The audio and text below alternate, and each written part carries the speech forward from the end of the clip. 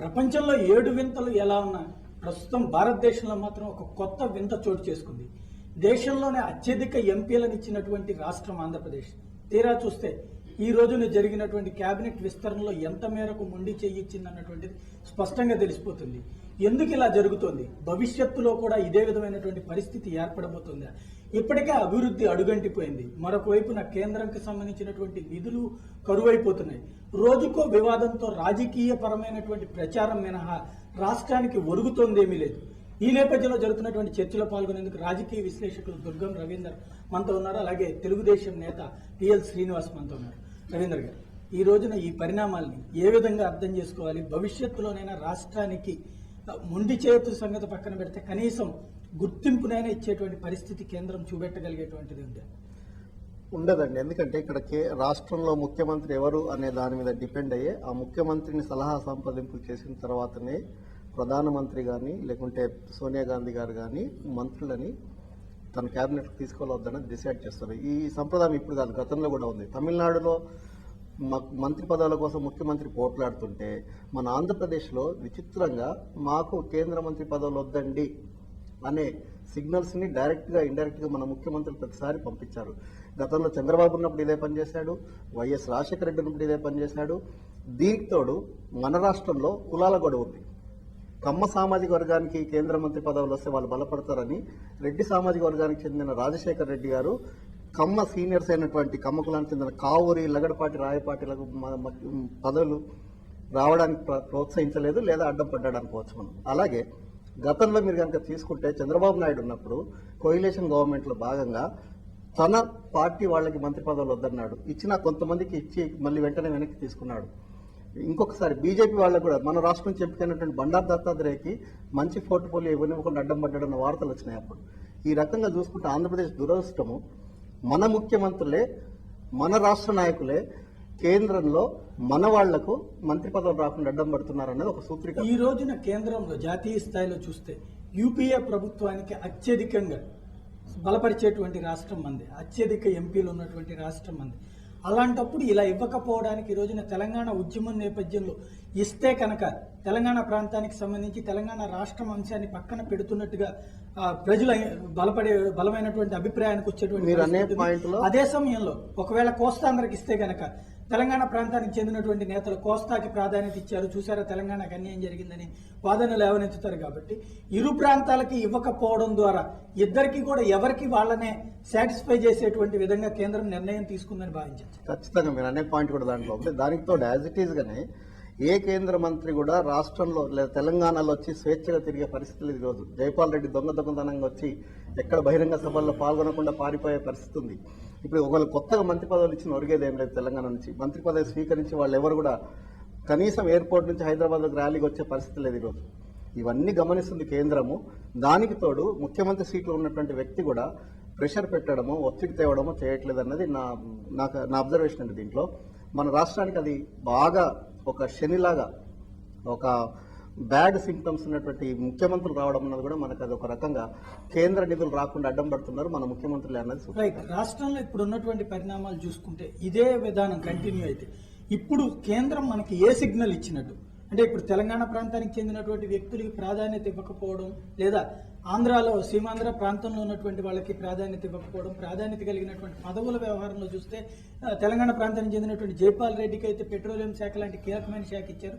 కానీ అదే సమయంలో సీమాంధ్రకు చెందినటువంటి పురంధరేశ్వర్ కావచ్చు, పల్లం రాజు లాంటి వాళ్ళు ఇప్పటికి కూడా సహాయ మంత్రుల హోదాలో ఎందుకు పనికిరాని శాఖల్లో మాత్రమే ఉన్నారన్నటువంటిది. అంటే దీని ద్వారా ఎలాంటి సిగ్నల్ ఇవ్వదలుచుకున్నట్టు? ఒకవైపున కొత్త వాళ్ళని చేర్చుకోకపోవడం ద్వారా తెలంగాణ అంశానికి సంబంధించినంత వరకు మేము ఇద్దరికి కూడా సంయమనం పాటిస్తున్నాం, యథాతథ స్థితి కొనసాగిస్తున్నామని చెప్పదలుచుకున్నట్ట, లేదంటే కనుక ప్రస్తుతం ఉన్నటువంటి పరిస్థితుల్లో తెలంగాణ ప్రాంతానికి చెందినటువంటి వ్యక్తికి అధిక ప్రాధాన్యం ఇచ్చామని చెప్పి ఈ ప్రాంతంలో ఉన్నటువంటి ప్రజలకు సిగ్నల్ ఇవ్వదలుచుకున్నాం. విషయం ఏదున్నా సాయి గారు, కాంగ్రెస్ పార్టీ ఆంధ్రప్రదేశ్లో వచ్చే ఎన్నికల్లో గెలవకుండా తన కాళ్ళను తనే నరుక్కుంటుంది, తన గోతిని తనే తవ్వుకుంటుంది. మీరు కనుక చూసుకుంటే ఇట్లాంటి పోకడ గతంలో తమిళనాడు విషయంలో చేసినప్పుడు అక్కడ పార్టీ భూస్థాపితమైంది.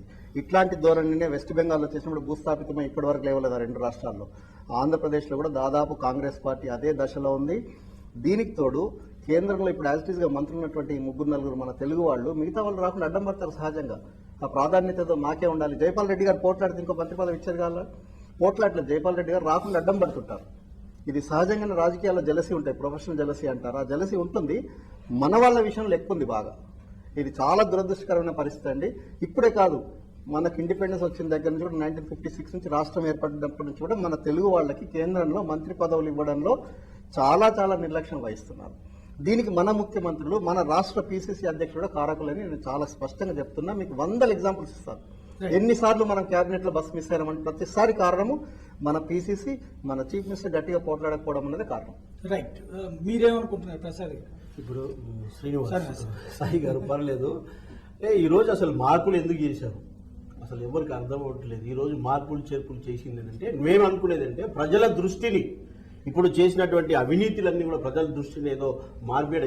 ఇప్పుడు ఫిబ్రవరిలో పార్లమెంట్ ఉంది కాబట్టి దాంట్లో జేపీసీ పెట్టకుండా, అదేవిధంగా స్విస్ బ్యాంక్ లో ఈ రోజు ఇవన్నీ అవకతవకాలు ఉన్నాయి, వాళ్ళ పేర్లు బయటపడకుండా ఇవన్నీ ప్రజల దృష్టిని మార్చడానికి తప్ప ఇంకోటి నంబర్ 1. నంబర్ 2, ఇప్పుడు ఏంటంటే ఈ రోజు ఆంధ్ర రాష్ట్రాన్ని అసలు ఇది తెలుగు వారికి అందరికీ అవమానం. ఇటు తెలంగాణ ఆంధ్ర కాకుండా తెలుగు వారికి అందరూ కూడా అవమానం ఇది. ఈ రోజు మీరు చూస్తా ఉన్నారు 32 మంది ఎంపీ, ఇప్పుడు ఒకరు 33లో జగన్ వెళ్ళిపోయారు కాబట్టి 32 ఎంపీస్ ఉన్నారండి. ఇప్పుడు రోజు 32 ఎంపీస్ కూడా రాజ్యసభలో 13 మంది ఎంపీస్ ఉన్నారు. అసలు ఉన్నా కానీ లాభం లేదనుకోండి. ఈ రోజు మన రాష్ట్రానికి ఏం ఉద్ధరించింది ఏం లేదు, ఉన్న మంత్రులు కూడా ఉద్ధరించింది ఏం లేదు. ఈ రోజు మన రాష్ట్రానికి మనకి ఇక్కడ వచ్చింది ఏం లాభం లేదు. ఇక్కడ ఒక కొత్త ఇండస్ట్రీస్ వచ్చాయా, లేదా కొత్త రైల్వే ఇది వచ్చిందా, ఏ బడ్జెట్ వచ్చిందా, లేకపోతే రైతులకు ఆదుకున్నారా, లేకపోతే స్పెషల్ బడ్జెట్ ఏమైనా తీసుకొచ్చి ఏం లేదు, వచ్చి కూడా ఏం లాభం లేదు. కానీ ఈ రోజు మీరు ఇప్పుడు చూస్తాను, ప్రభాకర్ గారు చెప్తా ఉన్నారు తెలంగాణ వారికి అన్యాయం జరిగింది కాబట్టి తెలంగాణ వారికి మంత్రులు ఇస్తే తప్ప అన్నారు. తప్పు కాదు బాబు, ఈ రోజు మీకు ఇవ్వలేదు, మీకు అవమానపరిచారు. ఈ రోజు తెలంగాణ ఒక ఎంపీస్ గా ఉండి మీరు ఈ రోజు రిజైన్ చేశారు ఇమీడియట్లీ. మీకు ఎప్పుడైతే మంత్రి పదవులు ఇవ్వలేదో ఇమీడియట్లీ రిజైన్ చేయాలి. మీరు అందరూ ఆశ పెట్టుకొని కూర్చున్నారు, తెలంగాణకు అన్యాయం జరిగింది, తెలంగాణకు మంత్రులు ఇస్తే తప్ప అని మీరే అన్నారు. కాబట్టి ఈరోజు తెలంగాణను ఈ విధంగా అవమానపరిచారు కాబట్టి నువ్వు తెలంగాణనే కానివ్వండి, అక్కడ సీనియర్ నాయకులు అక్కడ కూడా ఉన్నారు, రాయలసీమ ఆంధ్రాలో కూడా ఉన్నారు, సీనియర్ కావుడే కానివ్వండి, రాయపాటి కానివ్వండి, వాళ్ళు కూడా ఉన్నారు. తెలుగుదేశం పార్టీ దృష్టిలో ఎందుకు ఇలా జరిగింది? తెలుగుదేశం పార్టీ దృష్టిలో కాదు, నేను అనుకున్నది అంటే వీళ్ళు ఏంటంటే కేంద్రంలో యూపీఏ ప్రభుత్వం వచ్చినప్పటి నుంచి ఆంధ్ర రాష్ట్రం ఏ విధంగా ముందుకెళ్తా ఉంది, దీన్ని ఏ విధంగా వెనకకు తోయాలన్న ఉద్దేశంలో కేంద్రం ఉందని నాకు ఆలోచన అనిపిస్తోంది. ప్రజలను, ఆంధ్ర ప్రజలందరూ కూడా అభివృద్ధిలో ముందుకెళ్తా ఉన్నారు.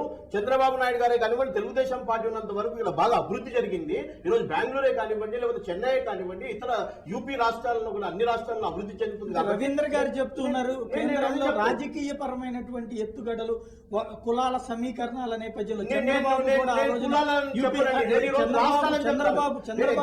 చంద్రబాబు యూపీఏ ఇంతకు ముందు నేషనల్ ఫ్రంట్ తరపున కన్వీనర్ గా ఉన్నటువంటి సమయంలో గానీ, ఆ సమయంలో కూడా ఎవరైతే అవకాశాలు ఉన్నటువంటి సమయంలో కూడా కలవకపోయినప్పటికి కూడా ఇక్కడ ఏమేమి అవసరం ఉందో అన్ని కూడా తెప్పించేటువంటి బాధ్యత చంద్రబాబు నాయుడు గారు తీసుకున్నారు. ఇక్కడ ఎంపీలందరూ కూడా ఏక కంఠంపై అక్కడ వెళ్ళి ఢిల్లీలో వెళ్ళి ఇది మాకు కావాలి అని చెప్పేసి తీసుకొచ్చినటువంటి ఇక్కడ ఉన్నాయి. ఎగ్జాంపుల్ ఎంఎంటీసీ కానివ్వండి, మన రాష్ట్రంలో ఇండస్ట్రీస్ కే కానివ్వండి, ఐటీ రంగంలో కానివ్వండి, ప్రతి విషయంలో కూడా కేంద్రం సహకరించే. కేంద్రంలో ఎర్రన్నాయుడు లాంటి వాళ్ళు మంత్రులుగా ఉన్నప్పుడు, ఎర్రన్నాయుడు, వేణుగోపాలాచారి లాంటి వాళ్ళందరూ ఆ రోజున ఉన్నటువంటి పరిస్థితులు మంత్రివర్గంలో చేరినటువంటి సమయంలో కూడా కరెక్ట్ సమీకరణాలు లేకుండా, కరెక్ట్ పోర్ట్ఫోలియో లేకుండా, అంటే ఒక ముఖ్యమంత్రికి ప్రత్యామ్నాయంగా అదే స్థాయిలో గనక కేంద్ర మంత్రి అంటే ఒక ముఖ్యమంత్రితో ఈక్వల్ హోదాతో ఉంటారు కాబట్టి ముఖ్యమంత్రి తన కెపాసిటీకి ఎక్కడ డౌన్ అవుతుందో అన్నటువంటి భయంతో ఈ విధమైనటువంటి పనులు చేస్తున్నారు. రాజశేఖర రెడ్డి గారు చేసిండొచ్చు, నేను ఒప్పుకుంటాను. కానీ చంద్రబాబు నాయుడు గారు ఆ విధంగా చేయలేదు, లేకపోతే ఎన్టీ రామారావు గారు ఆ విధంగా చేయలేదు. వాళ్ళందరూ కూడా కేంద్రం నుంచి ఏ విధంగా రాబట్టాలో అంత రాబట్టారు. ఏకంగా అందరూ కూడా పోయి ఫైట్ చేశారు. ఎంపీస్ అందరూ కూడా. ఈ రోజు ఇది లేదు. మీరు చూసి ఎగ్జాంపుల్, నేను ఈ రోజు ఒకటి ఎగ్జాంపుల్ చెప్తున్నానండి. మీ రోజు తెలంగాణ గురించి 9న ప్రక్రియ ఎందుకు మొదలు పెట్టారు? ఈ రోజు పోట్లాడే పెట్టారు. ఆంధ్ర తెలంగాణని పోట్లాడే పెట్టింది కేంద్రం, యూపీఏ ప్రభుత్వం. ఈ రోజు మళ్ళా వాళ్ళే ఎటుకాకుండా తేల్చకుండా పెట్టింది కేంద్ర ప్రభుత్వం. ఇవన్నీ చూస్తా ఉంటే నా అయితే ఏంటంటే ఇటు ఎంపీలను కూడా పక్కా పెట్టేశారు, మోసం చేశారు. ఈ రోజు ఈ మోసం కేంద్రంలో జరుగుతున్నటువంటి మోసం కాంగ్రెస్ పార్టీతోనే కాదు, అంతకు ముందు తెలుగుదేశం కూడా ఇదే మోసానికి పాల్పడింది అన్నటువంటి వాదన. కాంగ్రెస్ మోసపడ్డదని ఎన్డీఏ ప్రభుత్వం ఉన్నప్పుడు నేను అదే చెప్తాను. ఎన్డీఏ ప్రభుత్వం ఉన్నప్పుడు నారా చంద్రబాబు నాయుడు గారు తప్పకుండా ఇక్కడ తీసుకొని వచ్చారు. ఏ విషయంలో కూడా ఇబ్బందులు ప్రతిష్టాత్మక ప్రాజెక్ట్ చెప్పమని సార్ ఏం చేయలేదు. ఎవరి పార్టీ వాళ్ళు ఎగ్జాంపుల్ ఎంఎంటీ సాలదండి మీకు కాదు, ఎంఎంటీసీ కాదండి, రైతుల గురించే కానివ్వండి, కోటి జనాభా వచ్చిన వాళ్ళు పెట్టాలి కాబట్టి పెట్టినారు. తప్పనిసరి ఇండస్ట్రీస్ విషయంలో ఐటీ రంగంలో లేదు. ఇండస్ట్రీస్ ఐటీ అద్భుతంగా ఏమీ తెలియదు. ఇండస్ట్రీ ఇండస్ట్రీ లేదు. కేంద్ర ప్రభుత్వంతో అవన్నీ నార్మల్ కోర్సులో వచ్చినవే. వీళ్ళు ప్రత్యేకంగా చేసింది ఏం లేదు. మీరు దయచేసి I'm not bother about this. Now we are given 32 MPs from Andhra Pradesh. ఈ రోజు ఆంధ్రప్రదేశ్ నుంచి ఇంతమందిని అవమానపరిచారు అంటే ఇదేదో ఎంపీలను అవమానపరిచినట్టు కాదు. ఈ రోజు ఆంధ్ర రాష్ట్రం అన్నట్టు ఇటు తెలంగాణ కానివ్వండి, ఆంధ్ర కానివ్వండి, రాయలసీమ కానివ్వండి, ఈ రోజు ఆంధ్ర రాష్ట్రానికి మోసం చేసిందని నేను యూపీఏ ప్రభుత్వం చెప్తాను. రాష్ట్రాన్ని మోసం చేసింది అన్నటువంటి వాదన. ఒక్క మాట మీరు అన్నారు కదా, తెలుగుదేశం పార్టీ ఇప్పుడు అఖిల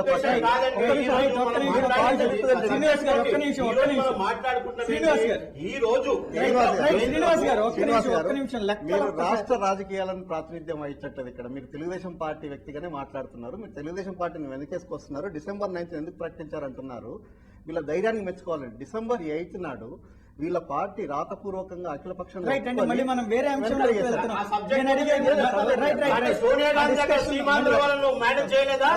చంద్రబాబు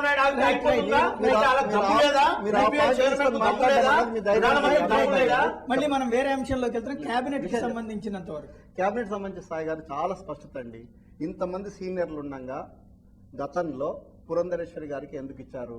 ముఖ్యమంత్రి కూతురని ఇచ్చారా, లేకపోతే బాగా చదువుకుందని ఇచ్చారా, బాగా అనుభవం ఉందని ఇచ్చారా, బాగా ఓట్లు వచ్చినాయని ఇచ్చారా? మీరు ఒకసారి ఈక్వేషన్ తీసుకుంటే మనకు అర్థమైపోద్ది ఈజీగా. ఆ పార్టీ నుంచి పురుషులకు, అనుభవజ్ఞులకు, సామర్థ్యం ఉన్న వాళ్ళకి ఇస్తే ఆ సామాజిక వర్గం బలపడుతుందని చెప్పి ఒక స్త్రీకి గతంలో కనుక మీరు చూస్తే రేణుకా చౌదరి గారికి ఇచ్చారు, ఇప్పుడు చూస్తే పురంధరేశ్వరి గారికి ఇచ్చారు. ఈ రకంగా చూస్తే కావాలనే పని కట్టుకొని ఈ సామాజిక వర్గాన్ని వద్దనుకున్నారు. మరి ఉన్న వాళ్ళలో ఎవరికి ఇవ్వాలంటే జైపాల్ రెడ్డి గారికి ఇష్టం ఉండదు ఇంకొక రెడ్డి గారికి మంత్రి పదవి ఇవ్వడం. ఈ ఈక్వేషన్స్ అన్ని పనిచేస్తున్నాయి. అంటే దీనికి తోడు మీరు అన్నట్టుగా ఆంధ్ర తెలంగాణ ఇష్యూ కూడా చాలా సీరియస్ గా ఉంది. అయితే మీరందరూ ఊహించండి, నెక్స్ట్ ఎలక్షన్స్ లో వీరికి ఆనందం కలిగించే విషయం ఏంటంటే కాంగ్రెస్ పార్టీ తన గొంతు తనే అవుకుంటుంది. మీరు చూడండి వచ్చే ఎలక్షన్స్ లో కాంగ్రెస్ పార్టీ మొన్న బీహార్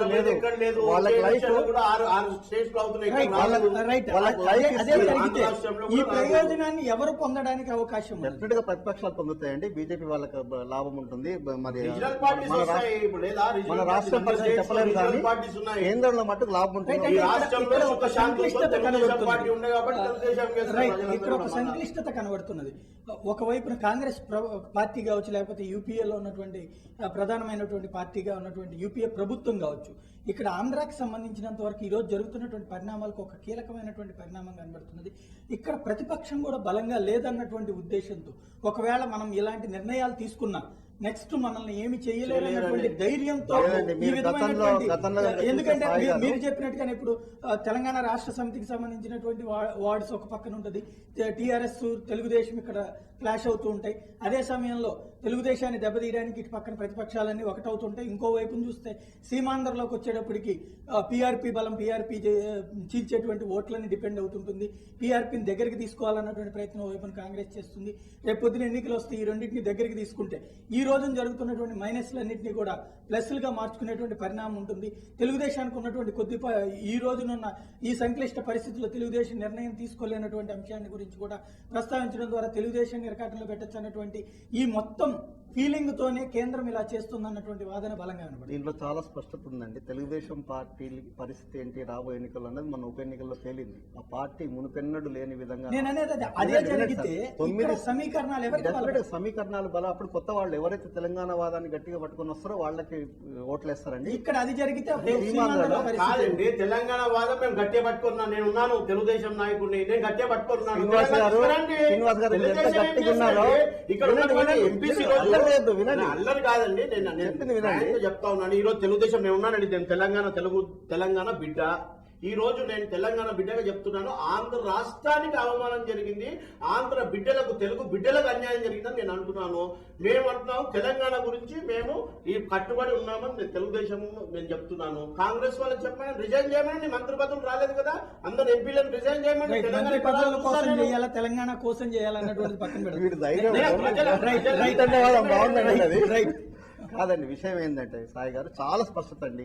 ముఖ్యమంత్రికి ఇష్టం లేదు కాబట్టి మనకి పదవులు రాలేదు. నేను అడుగుతున్నది గతంలో ఈ రోజున ఈ సంక్లిష్ట పరిస్థితి రేపు పొద్దున ఇక్కడ ప్రతిపక్షం అన్నటువంటిది ఎవరూ లేకపోతే కొత్తగా ఏ పార్టీలు వచ్చే పరిస్థితి లేదు. ప్రతిపక్షానికి సంబంధించినంత వరకు మీరు చెప్పినట్టుగానే కన్ఫ్యూజన్ లో ఉందనుకుందాం.